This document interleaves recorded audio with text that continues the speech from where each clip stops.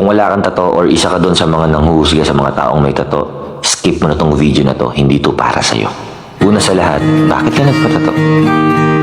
Hindi ko man alam pero sinisigurado ko merong istorya sa likod kung bakit nagpalagay ka ng tinta sa balat mo.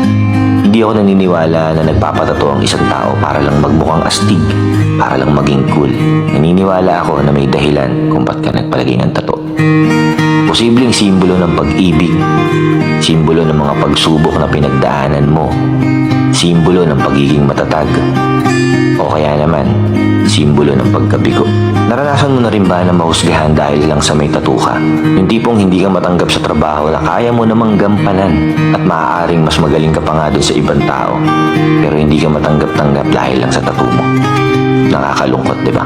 At naranasan mo rin ba na hindi ka man lang kinikilala ng isang tao ay inaayawan ka na dahil lang sa merong kang tattoo?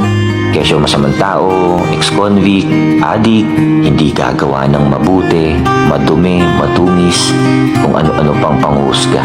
Marami nga dyan, wala ngang tato at malinis ang katawan, kapita-pitagan ng reputasyon, nag-aral sa magagandang eskwelahan, pero magnanakaw. At kung sino pa yung sinasabi nila na mukhang hindi gagawa ng mabuti, sila pa pala yung mas totoong concern sa kapwa nila.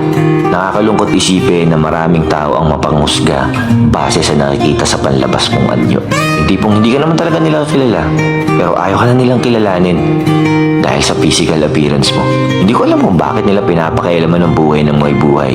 Hindi naman nila pera yung ginamit para magpatato. Di ba nila nare-realize na sobrang iksi lang ng buhay para ilaan pa nila yung atensyon nila sa buhay ng ibang tao?